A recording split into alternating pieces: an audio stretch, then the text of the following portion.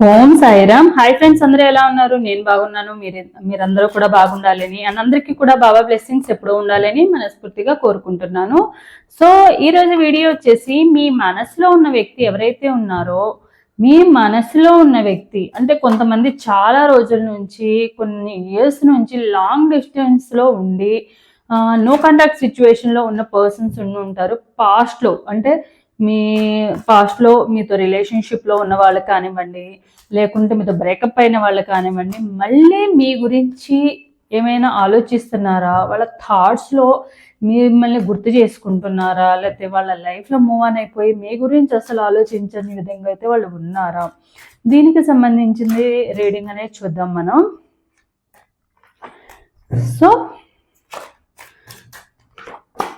So నా వీడియోలోకి వెళ్ళే ముందు నా వీడియో కనుక నచ్చితే లైక్ చేయండి, షేర్ చేయండి, సబ్స్క్రైబ్ చేసుకునే వాళ్ళు సబ్స్క్రైబ్ చేసుకోండి, అలాగే బెల్ ఐకాన్ కూడా క్లిక్ చేయండి. అప్పుడే నేను చేసే న్యూ వీడియోస్ ఒక నోటిఫికేషన్ అనేది వస్తుంది.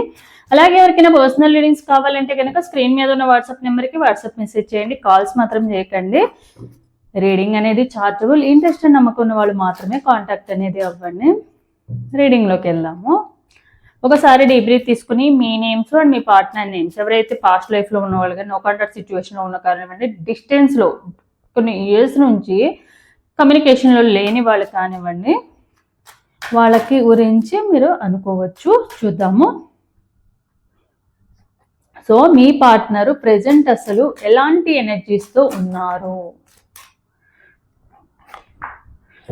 సో మీ పార్ట్నర్కి ఆల్రెడీ మ్యారీడ్ పర్సన్ అయ్యి ఉండొచ్చు. ఇప్పటికి ప్రజెంట్ అయితే మ్యారీడ్ పర్సన్, ఫ్యామిలీతో ప్రజెంట్ అయితే హ్యాపీగా ఉన్నారు. పిల్లలు వీళ్ళతో హ్యాపీగా అయితే ఉన్నారు. సో వాళ్ళు ఎలాంటి మెంటాలిటీ ఉన్న పర్సన్స్ అంటే, కొంచెం ముక్కుసూటిగా ఉండే పర్సన్స్, కొంచెం షార్ట్ టెంపరు ఉన్న పర్సన్స్, అగ్రెసివ్ నేచర్ ఉన్న పర్సన్స్ అండ్ ఏదైనా కూడా స్ట్రైట్ ఫార్వర్డ్గా చెప్పే పర్సన్సే మీ పార్ట్నర్ అయితే. సో వాళ్ళు మనసులో ప్రెజెంట్ అంటే చాలా ఇయర్స్ అయిపోయింది కదా. సో వాళ్ళ మనసులో మీరు ఎప్పుడైనా కొంచెం లాంగ్ డిస్టెన్స్లో ఉన్న వాళ్ళు కానివ్వండి, లేకుంటే బ్రేకప్ అయి చాలా రోజులు అయిన వాళ్ళు కానివ్వండి, మిమ్మల్ని అసలు గుర్తు చేసుకునే అంటున్నారా? 5 ఆఫ్ పెంటికల్స్.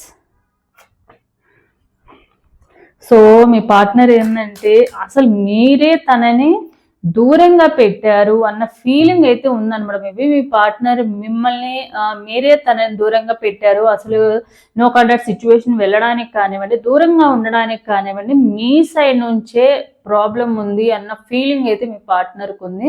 మేబీ వాళ్ళ సైడ్ నుంచి కూడా కొంతమందిలో ఉండొచ్చు. అంటే వాళ్ళే కావాలని దూరంగా పెట్టడమో, లేకుంటే వాళ్ళ ఈగో అండ్ యాటిట్యూడ్ వల్ల కూడా వాళ్ళు దూరంగా పెట్టడం అయితే జరిగింది.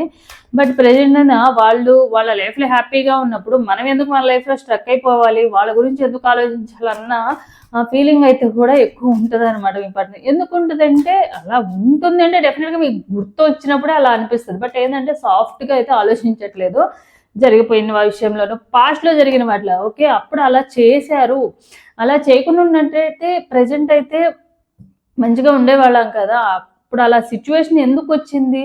మీ సైడ్ నుంచే రాంగ్ ఉందన్న ఉద్దేశం అయితే వాళ్ళకు ఉంది. ఎందుకంటే ఏదైనా కూడా మీ మిస్టేక్ ఉంది కాబట్టి పాస్ట్లో అలా జరిగింది.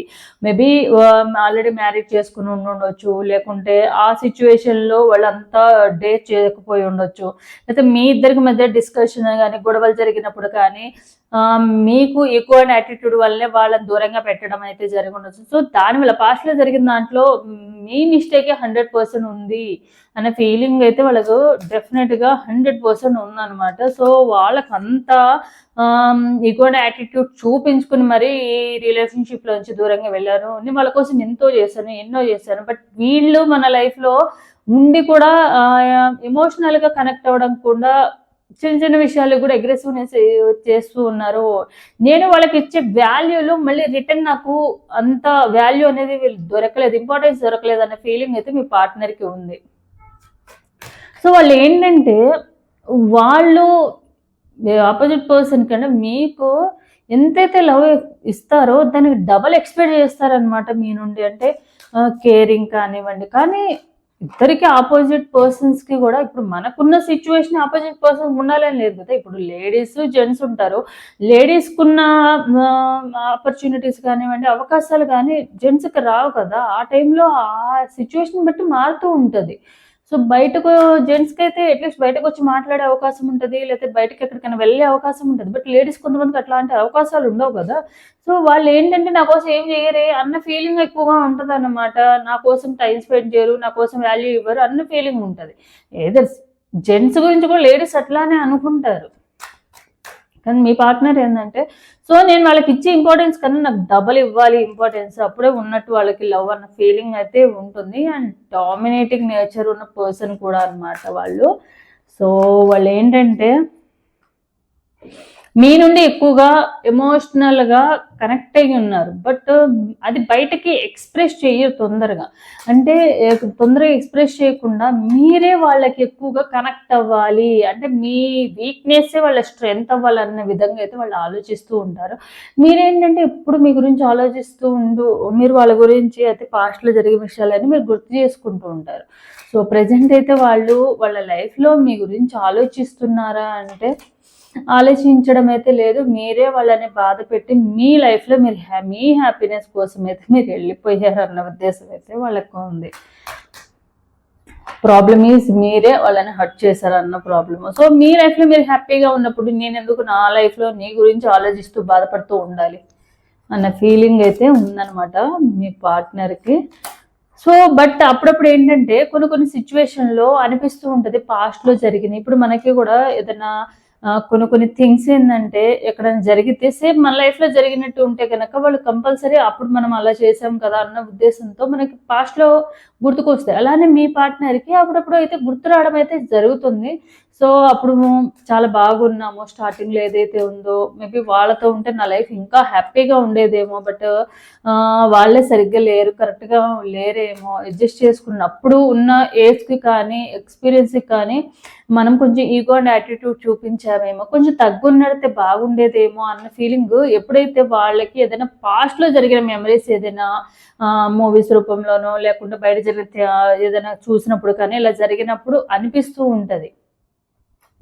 బట్ అయినా కూడా ప్రజెంట్ వాళ్ళు చాలా కొంచెం ఫైనాన్షియల్గా వెల్ సెటిల్డ్ అయ్యారు. అలాగే ఫైనాన్షియల్గా నలుగురికి హెల్ప్ చేసే నేచర్ ఉన్న పర్సన్స్ కూడా అనమాట. నలుగురికి మంచి చేసే పర్సన్ కూడా మీ పార్ట్నర్ అయితే. సో బట్ ఏంటంటే తన మైండ్ సెట్ ఎప్పుడు కూడా స్టేబుల్గా ఉండదన్నమాట. ఎప్పుడు ఏదో ఒకటి ఏ తీసుకోవాలో డెసిషన్ తీసుకోలేని కన్ఫ్యూజన్లోనే ఉంటూ ఉంటారు. సో దానివల్ల ఎక్కువగా వాళ్ళ ప్రాబ్లమ్స్ కూడా ఫేస్ చేస్తూ ఉంటారు. రిలేషన్షిప్ ప్రాబ్లమ్స్ లేకపోతే ఫ్యామిలీ ఇష్యూస్ ఏదో ఒకటి క్రియేట్ చేసుకుంటూ ఉంటారు, వాళ్ళంతటి వాళ్ళే క్రియేట్ చేసుకుంటూ ఉంటారు. సో మరి మీరు ఎలా ఆలోచిస్తున్నారు మీ పార్ట్నర్ గురించి, మరి మీకు గుర్తొస్తుంటారో చూద్దాము. సో మీరైతే 100% మీ పార్ట్నర్ చూపించిన ప్రేమ కన్నా కూడా మీ పార్ట్నర్ చేసిన ఇగో యాటిట్యూడ్తో మీకు చూపించినవే ఎక్కువగా గుర్తుంటాయి. ఎందుకంటే వాళ్ళు ఎక్కువగా నెంబర్ ఆఫ్ టైమ్స్ మీకు వాళ్ళ ఈగో యాటిట్యూడ్ చూపించుకుంటా ఉన్నారు. మీరు ఆ రిలేషన్ కోసము 100% ఎఫర్ట్స్ పెట్టిన వాళ్ళ సైడ్ నుంచి వాళ్ళు ego and attitude dominating nature. నేను ఇది చెయ్యొద్దంటే నువ్వు ఎందుకు చెయ్యాలి, వాళ్ళతో మాట్లాడొద్దంటే వాళ్ళు మాట్లాడకూడదు, వాళ్ళతో ఎక్కడికి వెళ్ళొద్దంటే వెళ్ళకూడదు, నువ్వు నాకు ప్రిఫరెన్స్ ఇవ్వాలి, నువ్వు ఎందుకు నాకు ప్రిఫరెన్స్ ఇవ్వవు, నాకేం చెప్పి చేయవు. వాళ్ళు ఎక్కడ తిరిగి వచ్చినా కూడా ఏం చేసినా కూడా మనం అడగకూడదు.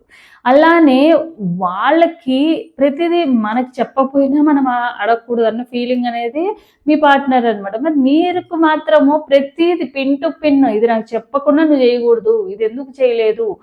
వీళ్ళ మెంటాలిటీ ఏంటంటే అట్లా డైరెక్ట్గా ఫేస్ టు ఫేస్ అడగరు. ఎందుకంటే అలాంటి అనుమానిస్తున్నారు అనే ఫీలింగ్ ఉంటుందని ఇండైరెక్ట్గా మీతో మాట్లాడకుండా ఉండడము లేకపోతే వే ఆఫ్ టాకింగ్ చేంజ్ అయిపోవడము ఇలాంటివి చేస్తూ ఉంటారు అనమాట. బట్ మీకైతే వాళ్ళు మాట్లాడిన మాటలు ఆ వే ఆఫ్ టాకింగ్ కానివ్వండి, వాళ్ళు చూపించిన ఈగో అండ్ యాటిట్యూడ్ ఏదైతే ఉందో అది మాత్రమే మీకు ఎక్కువగా మీ లైఫ్లో గుర్తుంటుంది అన్నమాట.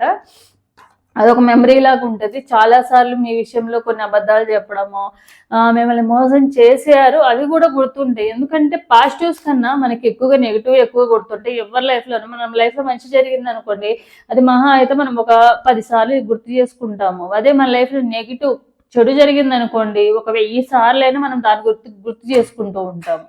సేమ్ అలానే మీ మధ్య జరిగిన గొడవలు, మీరు వాళ్ళు మీకు చెప్పిన అబద్ధాలు అవే మీరు ఎక్కువ గుర్తు చేసుకుంటూ ఉంటారు. సో ప్రెజెంట్ అయితే మీరు కూడా మీ వర్క్లో, మీ లైఫ్లో మీరు బిజీగానే ఉన్నారు. బట్ మెమరీస్ అయితే కంపేర్ టు వాళ్ళతో పోలిస్తే మీకు కూడా కొంచెం ఎక్కువగానే వస్తూ ఉంటాయి. ఆలోచిస్తూ ఉంటారు. మేబీ వాళ్ళతో నా లైఫ్ అయితే బాగుండేదేమో అన్న ఫీలింగ్ అనేది మీ లైఫ్లో నుంచి అయితే ఎప్పుడు పోదనమాట.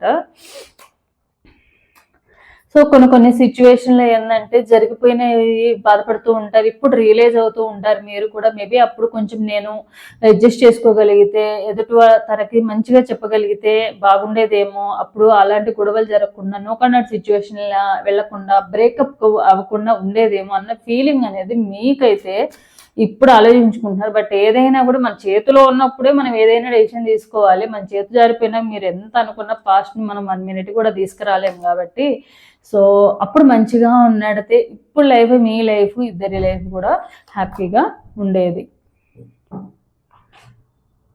సో లవ్ మెసేజెస్ చూద్దాము. మీ పార్ట్నర్కి సంబంధించిన లవ్ మెసేజెస్. ఒకప్పుడు ఎప్పుడైతే మీ పార్ట్నర్ మీ లైఫ్లో ఉన్నారో, can't trust you anymore, you are a liar. మీ పార్ట్నర్ని ఎప్పుడు మీరు నమ్మాలని అయితే అనుకోవట్లేదు. ఎందుకంటే చాలా చాలా అబద్ధాలు అయితే చెప్పారు మీ పార్ట్నర్ మీకు. Love, I want to say you I love, కానీ మీ మీద అయితే ప్రేమ అయితే ఉంది. బట్ ఎప్పుడు ఐ లవ్ యూ చెప్తూ ఉన్నారు, కానీ అక్కడ చేసే పనుల్లో ఏంటంటే అంత జెన్యూనిటీ అనేది కనిపించదు అనమాట. అబద్ధాలు చెప్పడము, అవసరమైనప్పుడు మీకు అందుబాటులో ఉండకపోవడము, ఎప్పుడైతే స్టాండ్ తీసుకోవాలో అప్పుడు స్టాండ్ తీసుకోకపోవడము, అవి కూడా చాలా చేశారు. అవి అయితే ఎక్కువ మీకు హర్ట్ చేయదా ఉంటాయి.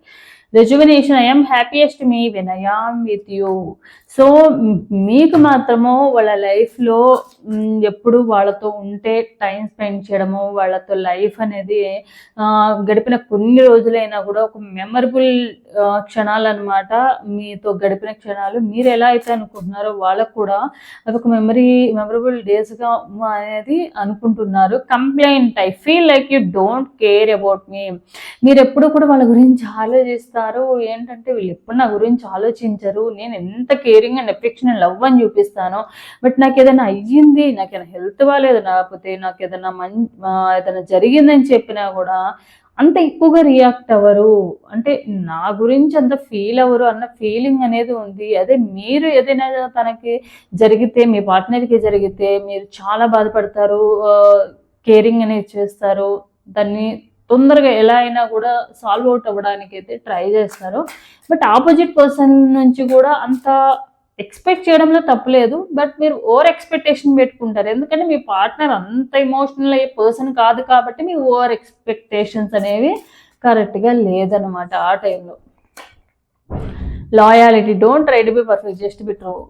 ఏంటంటే మీరు మీ సైడ్ నుంచి కరెక్ట్గా ఉన్నారు, వాళ్ళు కూడా అలానే ఉండాలని మీరు కోరుకుంటారు. బట్ ఏంటంటే నేను ఇలా ఉన్నావు, నువ్వు ఎందుకు ఇలా ఉన్నావు అని అడగడం అనేది కూడా కరెక్ట్ కాదు. అది వాళ్ళకే ఉండాలి. కంపల్సరీ మనము జెన్యున్గా చెప్తేనే, జెన్యున్గా ఉంటేనే వాళ్ళు అలా ఉండాలని అయితే ఏం లేదు కదా. సో వాళ్ళ సైడ్ నుంచి వాళ్ళకి అనిపించాలి అలా ఉండాలి అని.